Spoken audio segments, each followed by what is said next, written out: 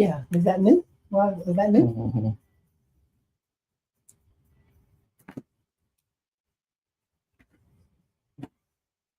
We got too much in there.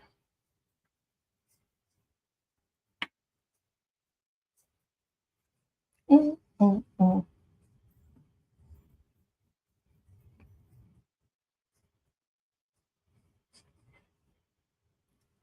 Hey.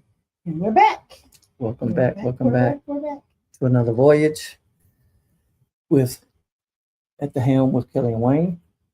I'm Kelly. And I'm Wayne. It's my birthday. Let's just go ahead and get this straight to the Let's stuff. just go ahead and get the important stuff out. Yeah, it's your birth month. It's my birth month. Yeah, month. Yeah.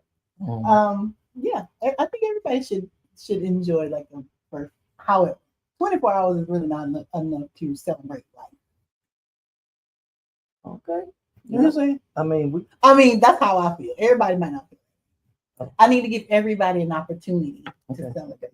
Which me. With me, I mean, me celebrate me. I mean, with me. with celebrate me. how you want you to celebrate. But yeah, so I am happy to see another birthday. I am just grateful to be here for another birthday because it could have been another way. Mm-hmm. So thank God for allowing me to be here, to see all that I've seen, and I know that there is more in store, and I am looking forward to all of it. So yeah, happy birthday to me. Definitely. Shout out to all my fellow Aries. Pray for the people who are living with us, with our fellow Aries. You said pray for It's an easy life. It's an easy life. Living with Aries? Living with Aries. Right? Sure. Yeah. It's simple. Yes. Yeah, just say, yeah. Happy Aries, happy life. Happy Aries, happy life. Pretty much. Again, welcome aboard. Join us. Put your things away, put your bags away, find a comfortable spot. Join us on this voyage for the next 57 minutes now, as we take you on another trip at the helm, where you are continuing to be in control of what you do in your life and those things. So yeah, it's your birthday. That pretty much that's all you got. It's birthday. I mean, it's my birthday. What you want? You was gonna keep. I thank you for all of the text and Facebook posts and voicemails and the people who call and sing to me. I appreciate all of it. Those of you who haven't done that yet, you got time. We got time. We still got a couple hours left. Still a couple hours left. You got time. So yeah, I appreciate people check because people you don't have to take that time out to tell somebody happy birthday. So I appreciate all, and I will probably respond to most of the ones on Facebook, TikTok, Instagram. That's where I am. And if you're not following us, follow us at the Helm NC. Please. At the Helm NC. Please. Visit our website at thehelmnc.com. Follow me at Southern Kel, SUTHERNKELL on all, well, not all social media platforms. I am Kelly MW on Facebook. Kelly with an I. Oh, I don't even know how to tell nobody. I need to Southern Kel on TikTok and Instagram. Oh, I need to figure that out. You do. I need to figure that out. Because we're building this platform. We're freaking this algorithm so we can, get this podcast up enough that somebody would want to spend $20 million. Yeah. That's the goal. Yeah. Manifest it. Yep. And also to share information.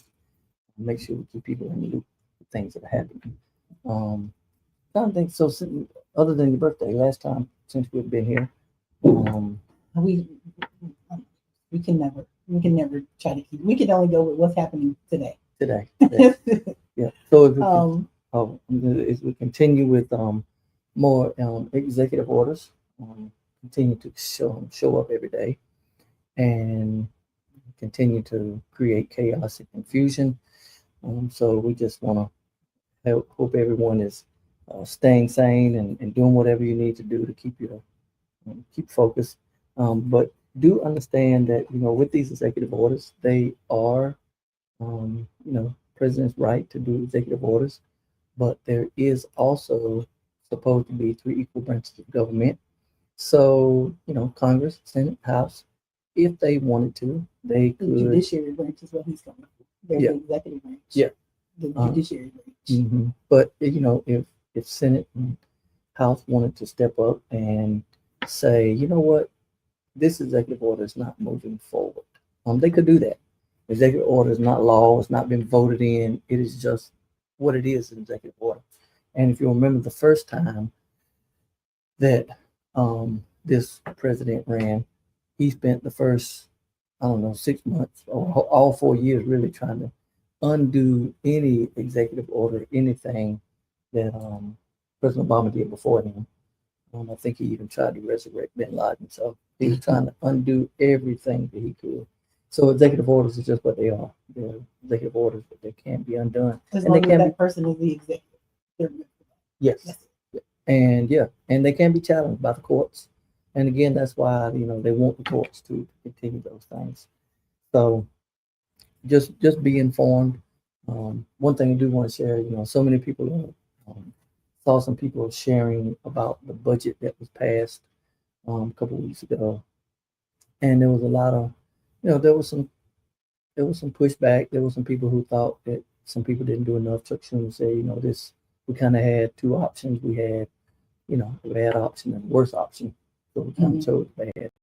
And there's something to that, but within the budget, they promised tips, no taxes on people who work for tips, who get tips, no taxes on Social Security, no taxes on overtime. So with all this stuff that they threw out there to share that they were doing in their budget, those things were not written in the budget.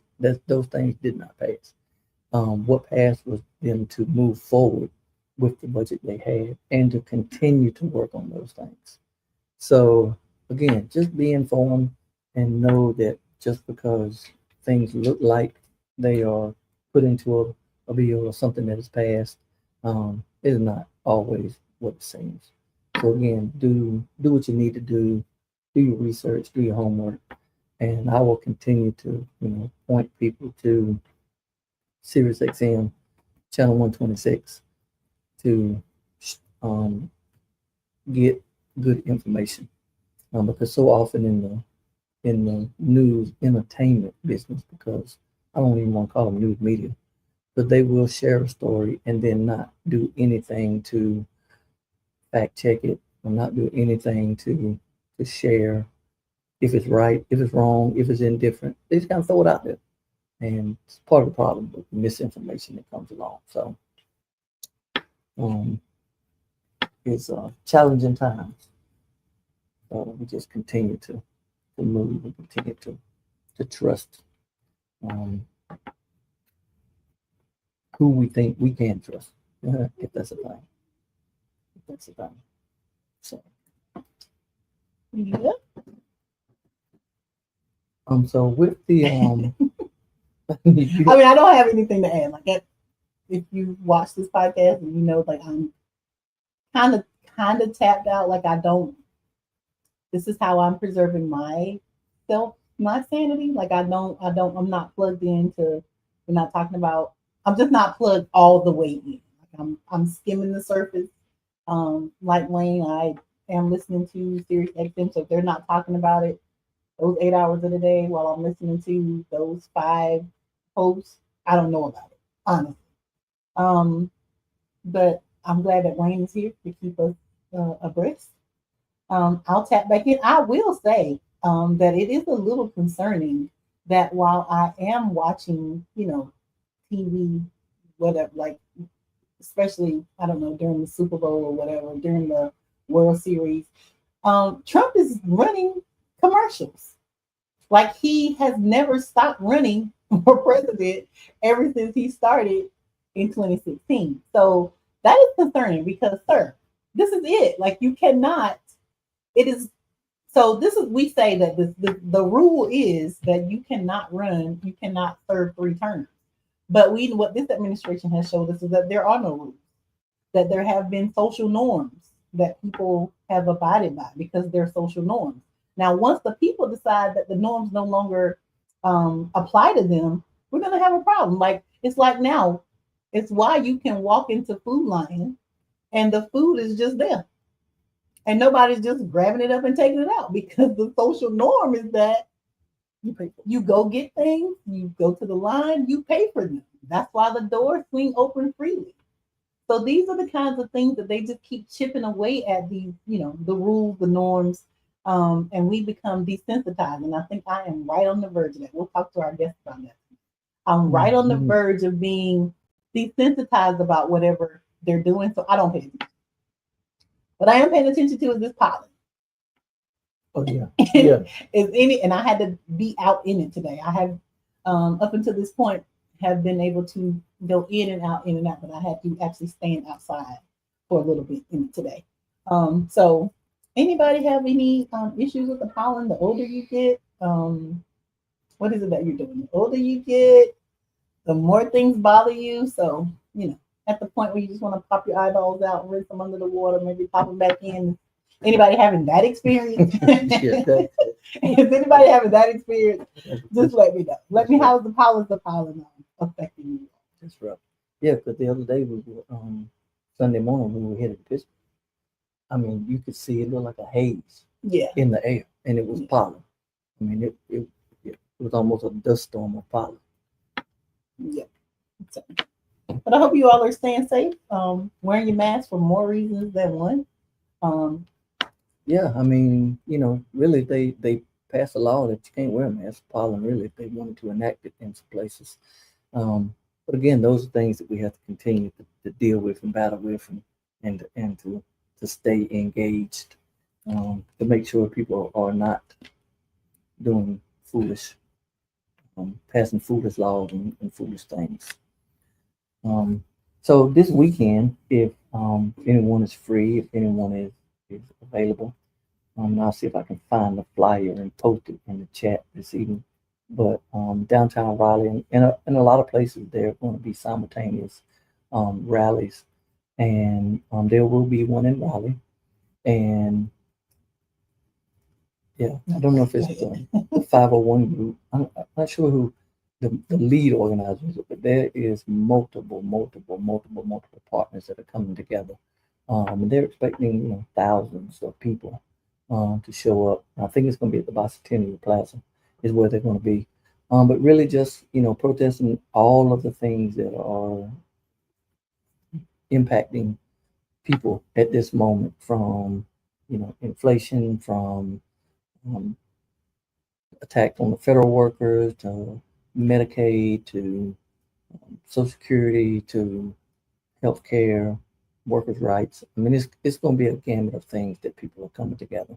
And we've said before that that's really what, the people fear, is that fusion movement where people can gather to, to stand against policies and legislation that begins to hurt our communities. So, for those who will be coming out, for those who, it will be in Raleigh, beginning at 11 on Saturday morning. So if you're free, you want to stop by, just to be part of the crowd, to see what's going on. All is welcome. All is welcome. All is welcome. And so, what do you think about Mr. Cory Booker this past week, standing? I mean, I thought it was, I don't know. It's kind of twofold for me. I'm glad that he did something, because that is what, people on the opposite side of the right wing faction of this country. Mm-hmm. That's what we keep saying, like, do something. Yeah. And so I go back and forth with this because we did something before November 5th. Mm-hmm.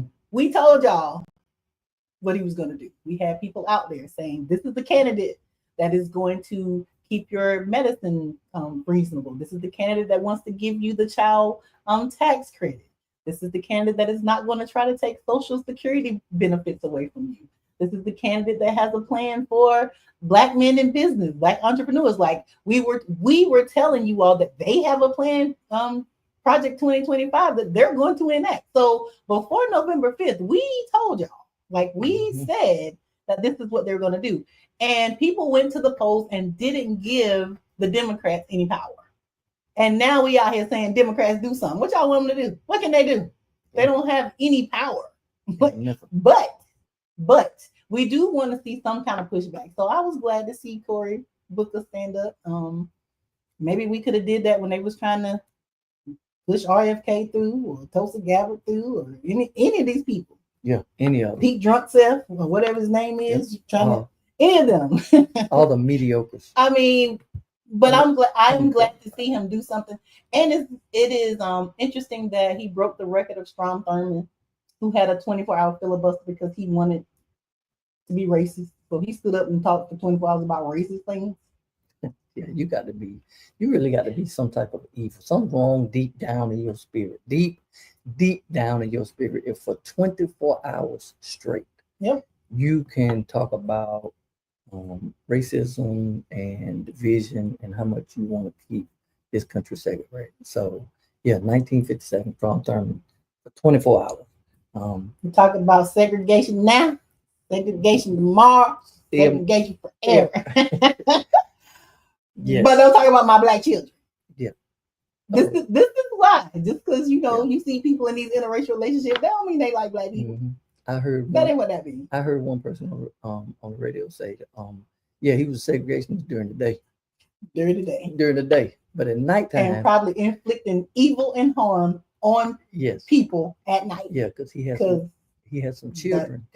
He had some children that you would have thought he wasn't. But yeah.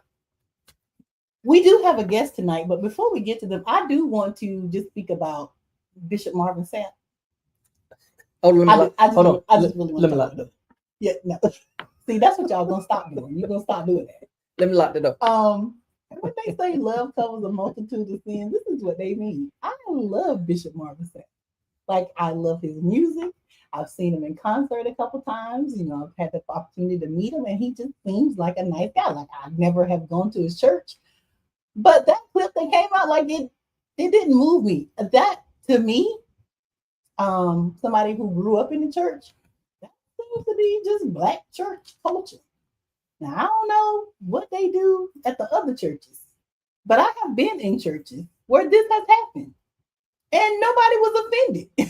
People lined up, and they went and sowed the seed that this person was asking them to do. So it's just odd. And it's always the people who don't go to church, and they always say, that's why I don't go to church. That ain't why. That is not why you don't go to church. But yeah, so I don't have an issue with, and again, it was a 1-minute clip that was kind of taken out of context. He was at a conference, but I just want to know, put it in the chat, who among us has not been at a church service where they have told you how much, if you're going to pay $100, get in this line. That's tacky. If you want to sow this, like, it has happened. And like, this has happened, like, that I go when I go to a church, like, I look in the bulletin, the program, and see how many offerings you're going to take up. Because that's going to determine how I give my money. Like, if you're going to take up 2 or 3 offers, I can't give you all of it at the same time because it's going to be all I got. This was in the time before Cash App and all of that. Now you could just give. So it ain't, I don't think it's just the bishop that does this. I think there probably was a little church in your neighborhood that probably did this on Sunday. So you roll on Marvin. Leave him alone. Yeah. What do y'all think? What do y'all say? What are y'all saying about Bishop Marvin Sapp? Leave him alone. And I would probably say that a lot of people that are being super critical online, that if they were at that service and that came about, they would want to be one of the people that are seen taking their money down. And because that's part of it is just being seen. When somebody says, oh, there's $100 line over here, if you got $100, get in this line. I want to be seen in the $100 line. I know. If you're gonna either get down to this $8 that I'm gonna give you, or we not getting it. But as a church girl, as a preacher's wife, I will say that 85% of church is performative. That's what it is. Church is performative. Mm-hmm. And I am not ashamed to say I like some good preachertainment. Like entertain me while I'm at church. Like that's me. I'm just saying. Just some of us are saved differently.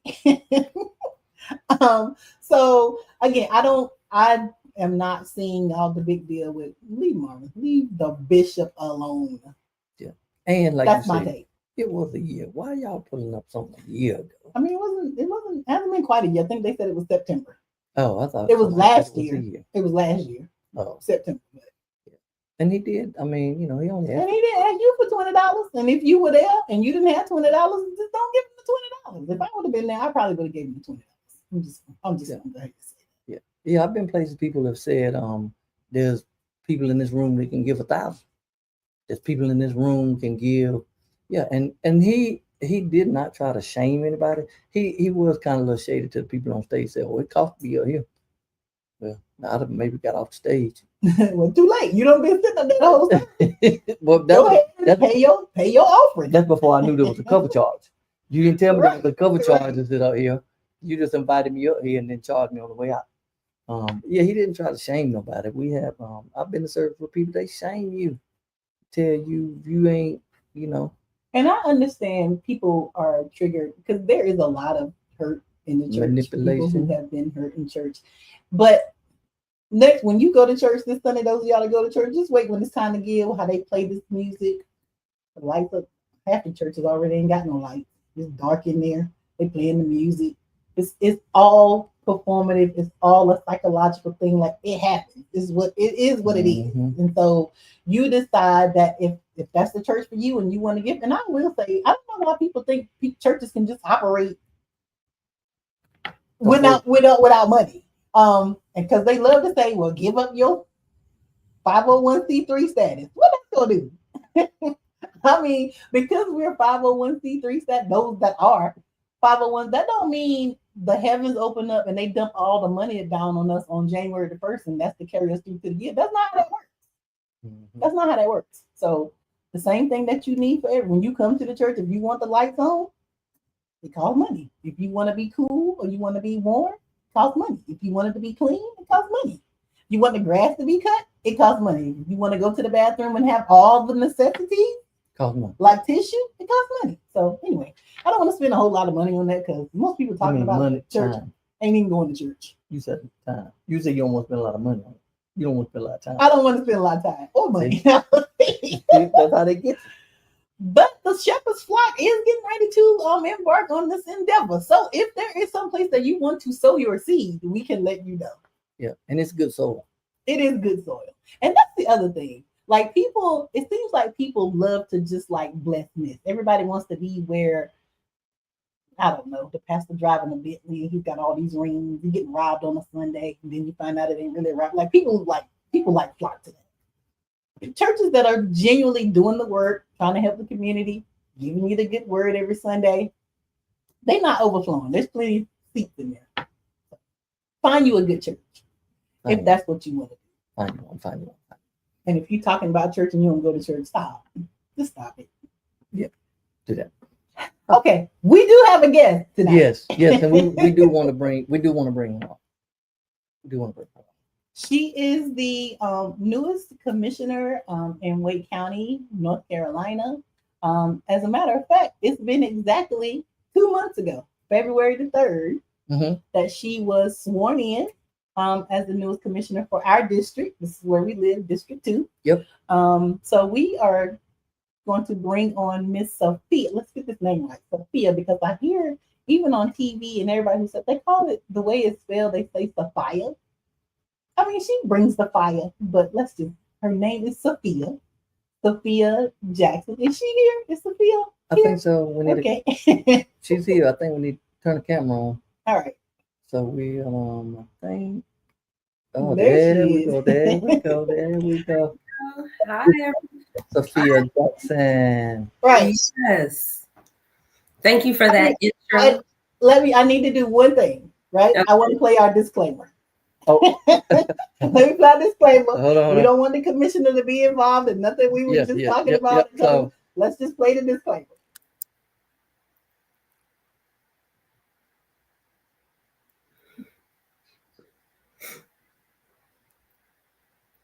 or their guests. Yes. Now, so we want to put that out there first. So we ain't trying to put nobody on Front Street, get nobody in trouble. This is all us. I didn't hear it play, but I trust that it was a good disclaimer. Oh, y'all can't hear the disclaimer? Oh, you didn't hear the disclaimer? We'll fix that next. Okay. But it just says the views expressed here are solely ours, not those of our church, our job, or our guests. Thank you. It's just what we do. Yeah, so I want to try to figure out. It may just be Nothing? that. Okay. But we're moving on.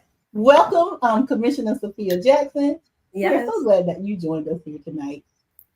Kelly and Wayne, it is always a joy connecting with you all. So fun. I've tuned into this podcast a couple times and always a riot. I'm just happy to be here on the stage with you this time. We appreciate you and all you have done and all you continue to do for our communities. So I know it's not easy when you have been out there in the trenches for a while. So we really do appreciate it. We really appreciate everything you have done. Yes, sir. And so, what had, so I guess first just give us a little brief background of who you are and how we have crossed our paths. Okay. Man. Oh, yeah. Okay. I remember. I'll start with that. How we crossed paths. It was December of 2023 when The Color Purple came out. And my good friend Keysandra invited me to an event that you all were hosting, a theater takeover, which I love. And we haven't stopped talking since. We had a date scheduled before we left the play. I mean, the movie. But my personal background is born and raised in Chicago, came to North Carolina for a role with the state early childhood agency. For 20 years, I've been a champion for very young children, the youngest, from prenatal and birth to 4 and 5, those most critical years. So I've worked in a number of different places. And I'm a theater nut. I love live theater, live art. And I had never come to North Carolina before the job interview. Okay. And I didn't know fully that I was coming to Raleigh, one of the fastest growing places in the country, back in 2018 and still to this day. And when I got here, it was 90 days and I fell in love. I was like, wait a minute, this is too soon to fall in love. It was the green canopies, the green everything, the open space. And it just reminded me like, oh, I guess I did grow up in a concrete jungle. It was fun. It was great. I love my hometown. Everybody should go visit Chicago, especially in the summertime. But I just fell from the state and the county and everything not everything, except asterisk Mark Robinson and the politics that I discovered when I got here. But there was just so much to enjoy about this state, this county, the region. So that's my background. Awesome. And so, on that night, that was when Cassandra told us that you would be running. At that time, you were running for a congressional seat. That was in our district. And so this is what we love to encourage people to do. Get to know the people who want to represent you. Yes. So I was like, cool. Can we get together? You can tell us what your platform is. We can figure out how we can support you if we want to support you. But so this is what you have to do. And I think the problem is we have always treated politicians like celebrities, and they're not. They're employees. They're employees though. And so you have to get to know them like you would do any other relationship. So I was glad that you would even take the time to listen to us, even entertain us. And so that's kind of how we went from there. So and I know we'll talk about that, but what inspired you when you moved here? Not even knowing anything about North Carolina, what inspired you to get involved in local government? Yes. Well, I think it was 2016 when the bathroom bill came out. That's when I was like, I will not be moving there. But you know how we are, short memories with a lot that goes on politically, just voters in general. And when I arrived, I completely forgot. I was like, wait a minute, this is the bathroom state. I cannot believe I ended up here. And then I discovered a man named Mark Robinson, and I just refused. I could not sit still. I had to be a part of stopping. I didn't want to end up on the governor's door. So I ended up calling the Wake County Democratic Party and a couple of volunteer organizations, Neighbors on Call and County to County, and just started trying to find community of other folks that were trying to do things to advance this state and ensure its progressive elected officials and policies. So, but this question is about getting involved with local government. And the way that that happened was very interesting because I moved from Chicago, where some people joke like the great state of Chicago. So a lot of my focus and tension and involvement was really at the city level and thinking about elected officials there and our aldermen. And, you know, there was enough to get involved with in the city of Chicago. But then I bought a house and discovered I ended up in unincorporated Wake County. And I had never heard of such before. Like, wait a minute, my address is Raleigh, but I don't have a city that I can get involved with. So that journey from city to unincorporated is really the journey from city to county, because when I discovered that, the next level of government that I can get involved with, because I didn't have a municipality, was the county. So I had watched so many county budget meetings and open sessions, even before I ran for the General Assembly. But one of the things that led me to say yes and to get involved with running for the House District 37 race is that I realized that we are what's called a Dillon state. And the General Assembly really controls and has so much influence over what happens at the county level. So I felt like, yes, let me go to the top of the hill where all the stuff rolls down and see if I can help break the supermajority, represent the progressive voice and the sensible voice in Southern Wake County. And when I say that, I'm not talking about party. I'm talking about decency and kindness and public schools and reproductive rights, like letting people and humans be humans and ensuring that they grow healthy and well.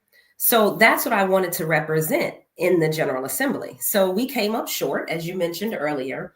So proud that we were only 3,000 votes short in a highly gerrymandered district. So even as the district has become more gerrymandered, our gap of missing the mark still remains about 3,000 votes short. So if we can find 3,000 people to come out and vote, we can get new leadership representing in the House in Southern Wake County. So, okay, I'm like, I love that. Let me just write. I love that because that is what it's going to take. There are 3,000 people in this district that can flip. We have seen just this week in Louisiana where we had this person who's trying to push through all of these horrible amendments that were going to make it worse, make it hard, be detrimental to Black and brown people. And he was banking on 12% of the voting population to show up. He was banking on low voter turnout, and most of them would have been his base. Yeah. But people showed up at not 12%, not 15%, not 18%. They showed up at almost 30%. See? And shut those amendment things down. So the people are out there, and we know that the biggest voting block is the non-voter. That's right. Exactly. So what we have to do is just like get them motivated. And so we got to figure out how we do that because the voters are out there. Well, yeah. And the reality is that a lot of attention often is on the top of the tickets, the president, vice president, and the statewide races. Yep. But these House districts are so critical. Yes. As well as county. So when we came up short for the House race, an opportunity came about. Matt Calabria was called to Western North Carolina to bring his good leadership to helping restore and ensure accountability of all the money that it's going to take and resources to restore Western Wake County, Western North Carolina. Hurricane Helene, exactly. And that opened up an opportunity for me to step in and be appointed and put my name forward for the county seat. And y'all, in my mind, it's like, okay, well, if I can't be at the top, stopping it from rolling downhill, let me try and bring my service to the bottom and catch it before it really hits the people. Because the things that are coming out of the state, I hope we'll make sure this comes up later in the conversation, but there's so much that we experience in our counties that are a direct result of what is done and not done at the General Assembly. Right. And the House district and this county district almost overlaps 100%. The county district is a little bit larger. So if we mobilize people to help keep this seat in 2026 and flip the House, we could bring good leadership to Southern Wake County. Mm-hmm. And we know when you talk about things that happen in the General Assembly that affect the counties, one of those things has been the voucher debacle, where they have funded these private schools, with vouchers that are taking money. They're actively trying to dismantle the public school system, and we know that is happening. And the terrible thing about that is they have made these laws for the entire state when there are only 10 counties in North Carolina that even have private schools. Right. So you're talking about 90% of the people in this state who cannot take advantage of these vouchers because there are no charter private schools in their county. Yeah, that's right. They're in 10 counties. And they have made this bill that gives all this money to these 10 counties while taking money away from those who are taking care of our children in the city. Yeah. My soapbox. Let's get that. I mean, it's a real soapbox. It is a real, over 50% of the county's budget funds education priorities, including Wake County Public Schools, 3 schools, and Wake Tech. But so much of the money that the state is not funding and diverting has to be absorbed by us as county taxpayers.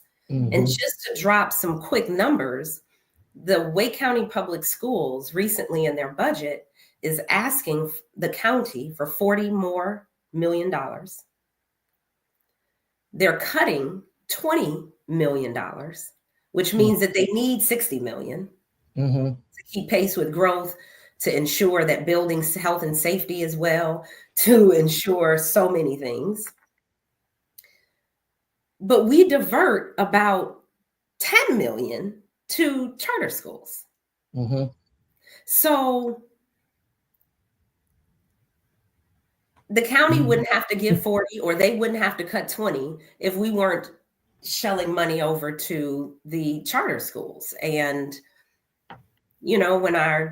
how do we continue to pay for public schools if the state is diverting money and not sending it to Wake County? And we know that our public school system is so important. That's where the majority of children are educated. And these are the people who are going to go on to do the things that we need them to do to take care of us. They will be our doctors, our nurses, our lawyers, the plumbers, the electricians. Like these are they're going to be the people that we need. Yes. I can talk about that all night, but we're going to maybe move on. I am a product of public schools, elementary, high school, and college. So I understand that they can be wonderful institutions of learning that creates lifelong friendships, lifelong learning opportunities, and just a community away from home. So I'm committed in whatever way we can to ensuring that we continue to invest in our lifelong learning outcomes and our main priorities within our strategic plan. But we also have housing because we're growing like crazy.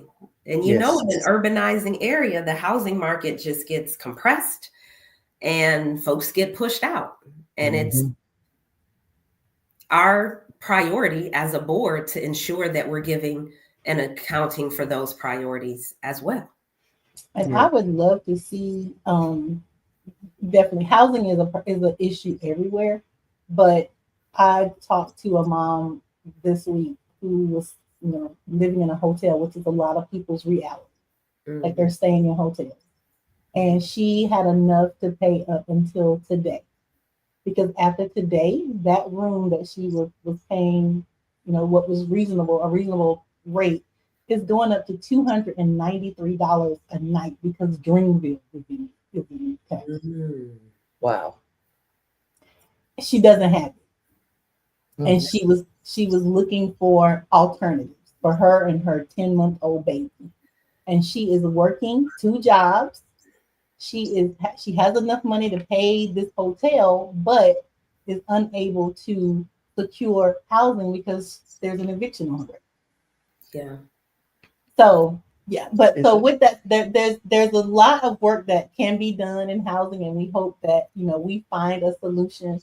And that's just this one story that I heard this week. I hear these stories all the time in the work that I'm doing, and we, in child welfare, that's an issue that could be a neglect issue. So we want to provide resources to people that take their poverty issues away and not their children.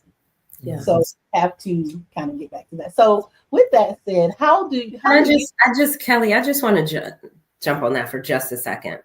If I had a magic wand, I would ensure that families, women with children under 5 were a priority population within our housing community. And I know that there are some other priority populations like seniors and veterans and those with some sort of behavioral health challenge. But given what we know about the first 5 years of life, we should not stand as a country and allow such instability for a 10-month-old, like you just mentioned. Like, imagine the development of that child going from hotel to hotel and having such instability at the time when they're learning to walk and trust and should be smiling and feeling safe. So thank you for sharing that story and allow me to share my magic wand moment. We need some magic wands. Yeah, that would be awesome. Yeah, because we always talk about children are our future. Children are right now. They're our right now, and they need our support. So, how do you ensure, as a commissioner, how do you ensure that the voices of underrepresented or marginalized communities, like the mom that we're just talking about, how do you ensure that their voices are heard and considered in these local policy decisions? We don't have a magic wand, but we can write policy. That's right. That's right. I love this question because at the core of it is public education and public access. And one of the first questions that I asked the county staff when I joined was, what is our public engagement process? And I was impressed with the model that was used, the plan of action that's been laid out to engage residents of the county on a number of different issues. I also really appreciate this question because public education means showing up. And maybe that mom that we were just talking about can't show up to public hearings or open sessions, attend our meetings, but there's so many people that are listening right now who can. Yeah. Mm-hmm. And when we say marginalized, that's both marginalized racially or economically. And I would love to just make a complete open call to ensure that every county board meeting, that the seats are filled, or that the Zoom is being, or it's not Zoom, but the virtual airing would be watched, because there are so many places where folks can plug in. Let me just give a quick acknowledgement to April 7th and April 8th. Wake County is having a budget hearing where you can, not a budget hearing, but an open session where the public can come and ask questions and share their voice. So I just want to acknowledge that there's so many ways for people to get involved right now, and unfortunately they're not. So the question is, why not? Is it transportation, or is it interest, or is it awareness? So all of the above, I would think. Yeah, exactly. But if the people who can get there can get there, if the people who can log in, or share about or give a ride to someone who is interested in the budget session, that would be wonderful.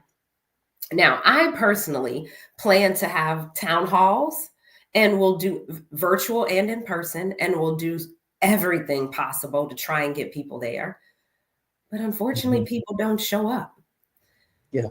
So there are county offices that interact with the most vulnerable populations, but usually when folks are in those offices, they're in survival mode, having a particular need to get in to get resolved. And so, you know,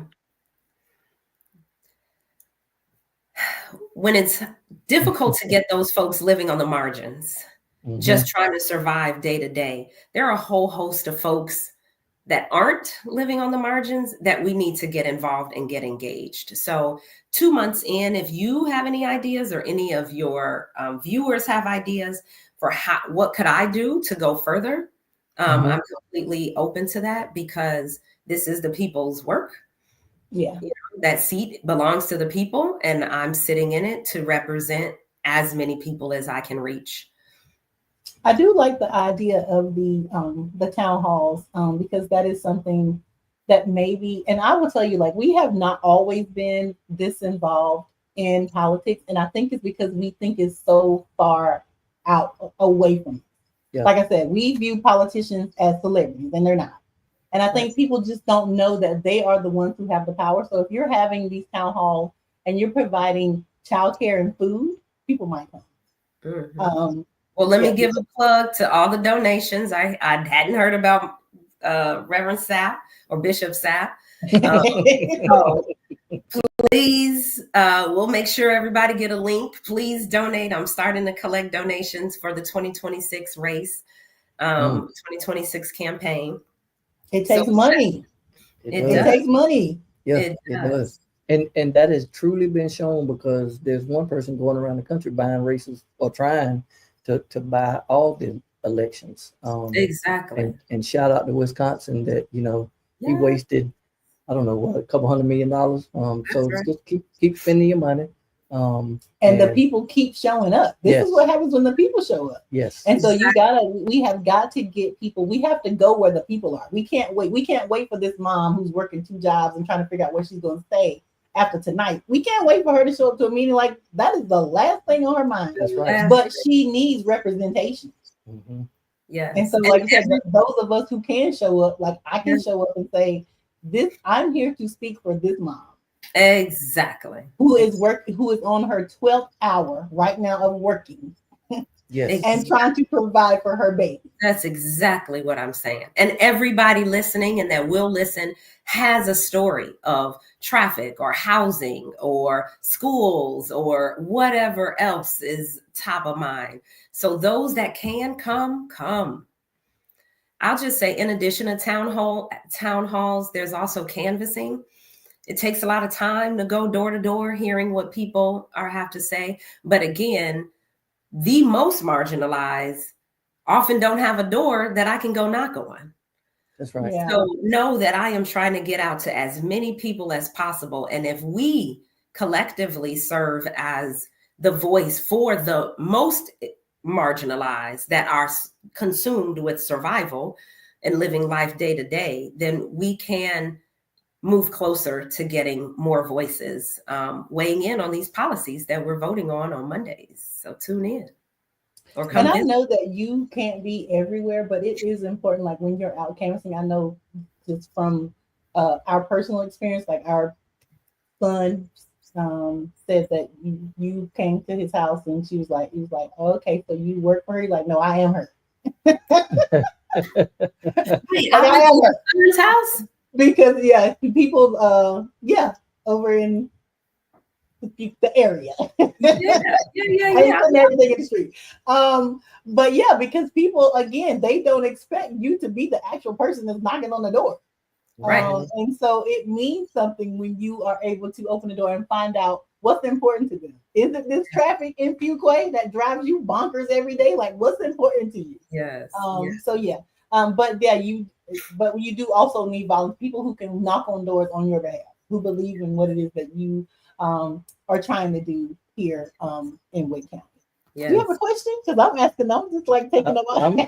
I'm enjoying the conversation, but I mean, I think it's crucial to to have that presence. And I think with the town halls and reaching out to people and knocking on doors, I think we have communities and people have got complacent to think, that if we have a town hall, if we have a meeting and there's not, 500 people there, if there's not 1,000 people there, if there's not a gigantic crowd, that it is not successful. But I think sometimes, we have to go when there's only going to be a few numbers there, because, those few numbers, they're there to be represented too.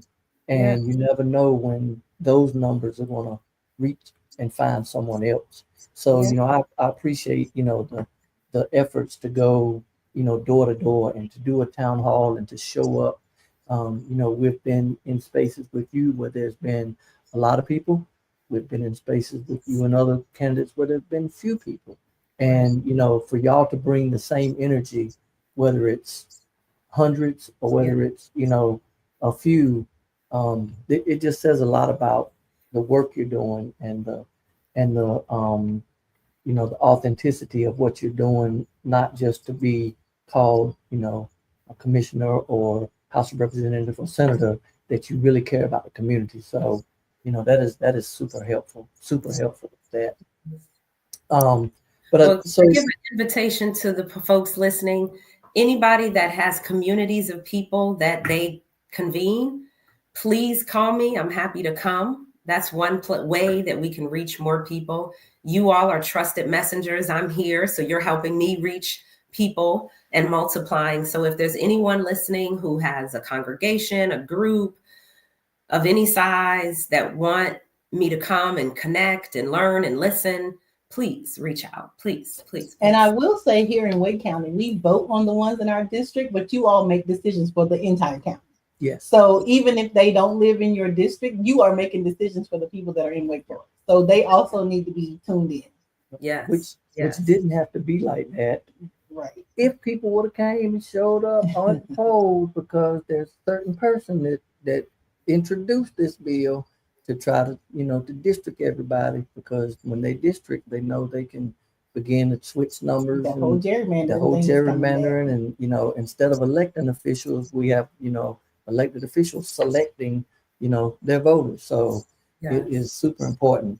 And for that reason, this seat in 2026, this county commissioner seat, I think is going to be probably more competitive than the House district race. Wow. Because they changed the rules intentionally. To have a Republican on. So to your point, there are a lot of safe commissioner districts that share our values. We need folks all across the county to say, no, we want certain values representing Southern Wake County. So yes, thank you for acknowledging that, because, when they're not winning, they change the rules. And and we were just talking about rules. There's not any rules. Yes. There are no rules. So, you've shared, your work, your efforts to get out to, the concern of the community and all of those things. And, being that public figure comes with a lot of responsibilities. But how do you maintain that healthy work-life balance? How do you unwind and kind of, when you can? And I know it's difficult because being that public figure, you feel like you're always up front and have to be, on call. But how do you kind of balance that life to keep you engaged and energized? Yes. Well, I'm not sick, and I realize that I've been sniffling. I hope you haven't heard it, but the pollen has got me off my rockers. But, I try to take my vitamins in order to prevent sickness, and I haven't been sick in 18 months. So that just staying well physically. That's a big one. Is a big one, because right now, as soon as we get done, I am crashing. When I could be doing emails or relaxing, I am going to be resting because I need to shake this. But when I'm not sick, a couple of things that I love to do. Live art. So theater, I'm on the board of Raleigh Little Theater. So y'all check out the season and join us. But I am a theater bunny. So I hop all around the region, just taking in live art, live stage plays, music concerts, all things live art. I have a hammock that I love laying in and reading my books. and making sure that I talk to one of my sisters almost every day, at least for a little bit of time. I got you. Yes. But my goal is to create balance at least weekly. So there might be some days that I'm up to 4 a.m. or 2, but when I look at my 7 days, I try to make sure that it is balanced with my job, which is with a nonprofit executive, with commissioner, and then with me and my personal. So you're on the board with the Raleigh Little Theater. Yes. Now, will we ever see you on stage, or you kind of behind? Well, as a board member, I did open for Kinky Boots. So I was like welcoming and reading the sponsors, but no, I cannot be a thespian. I thought about it, but the lines, I love thespians and people who can remember lines and bring energy night after night. It's magical. I love seeing it in the little people. Like, that it's just natural for them. They can do that. Oh my goodness. So have you ever been on a cruise?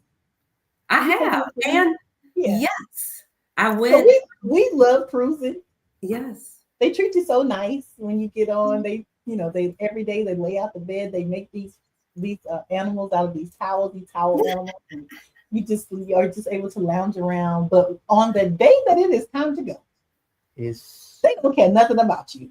Put your bag outside. If you're gonna take it with you, take it with you. But you got to get off the ship. So that is what this is, just like a quick. So that's kind of where we are. At the end of the show, it's our disembarkation. And so with that, we like to just always leave our listeners with just a little bit of life advice. Yes. So do you have anything that you live by, anything that your grandma once told you that you just kind of hold on to and kind of think through? What advice do you have for the people? Well, let me say I'm excited. I'm going on a river cruise this fall. So I'm so excited about that experience. So my disembarkation moment. We are living what feels like death by 1,000 cuts. And I just want to recognize, like Cory Booker and all of us know, these are not normal times. I mean, they are traumatic times in so many ways.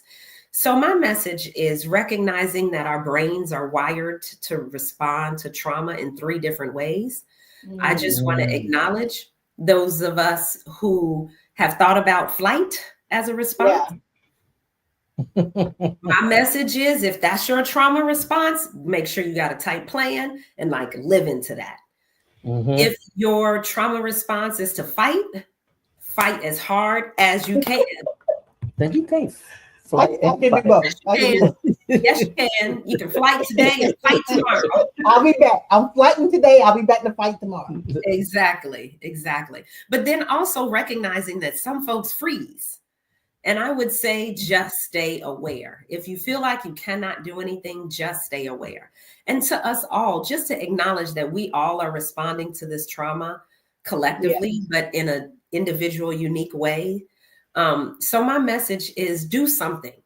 If you're flight, fight, or freeze, do something. Even if you're freezing, just stay aware. So you'll know what's going on. Don't disconnect. Don't disconnect. And then please make a donation to Team Jackson. We're going to put that information in the chat because we definitely need, like you said, the people who share our values and morals. We need for them to be the ones that are making these policies for all of us that live in this county. Yes. So we appreciate you so much for stopping by. Thank you. Yeah. So happy birthday, Kelli. Thank you. Yeah. It's all month long. It's a That's right. Celebration. I celebrate the whole month too. So I'm with you. So everyone give it up for Commissioner Sophia Jackson. Thank you so much for joining us this evening. Yes. Have me back. There'll be lots to talk about over this year. We can do 2 hours. Yes. And we look forward to seeing you for many years to come in some capacity, leading us and guiding us. So thank you again for joining us this evening. Thank you. Thank you, Kelli and Wayne. Take care, everybody. Thank you. Is she gonna stay back? All righty. So you have your I do. My disembarkation moment is something that I heard. You know, you always see these memes. Something that I heard, and I heard yesterday that gratitude is a prerequisite for happiness, and I love that. Gratitude is a prerequisite for happiness. First of all, you have to be thankful and grateful for what you have. Because there was a time when everything that you have now is what you were praying for, is what you were hoping for, is what your dreams were. And whether that was, I want to be a parent, I want to own my own home, I want to have this dream job, I want to have my own car. Be grateful for everything that you have, and then happiness. Like you have to be grateful first, and then happiness will kind of follow. And I think sometimes we get that back. Like we're looking for happiness in all the wrong places. We're looking for happiness in things. We're looking for happiness in people. When all we have to do is just kind of sit back and just think about. When I think about, we're not going to church. Let's go. We're not going back to the bishop. But yeah, just being just in a moment of gratitude and meditation. Just think about where you are right now and how long you prayed and asked for and dreamed about getting to that place or being this person who you are. And then happiness is going to follow. That's it. Okay. It's kind of close to what I was going to share. Happiness will follow. Happiness is kind of, you're saying, is promised if we have gratitude on the front end. So just want to share that, as difficult as sometimes it is, difficult challenge that life is sometimes, trouble don't last always. And I think that gratitude comes along with that. And some things we can't control, some things we have no control over how things happen in our life. So don't try not to sweat the small stuff, and deal with the things you can, change the things you can, but don't get bogged down. Don't major in the minus. Don't major in the minus stuff. When focus on, again, those, and it's all minor stuff. Yeah, I mean, and it's not to minimize what someone is dealing with or going through. But as you said, that gratitude, happiness will come. Trouble don't last always. Weeping may endure for a night. But joy will come. I heard a preacher say that one. Yeah. I mean, weeping may, but joy will. So again, just if you can and have those things that have your support groups, have your people, have your person that you can lean on and depend on and call on, that can help you through those things. So again, thank you all for the birthday wishes. Yes, we'll celebrate in 2 weeks again. It'll be just like the birthday of today. We'll be back. So enjoy it, everybody. Thank you everybody for your time. Take care. Until our next voyage. Yes, continue to set sail toward your dreams and chart your own course. Be at the helm. All right.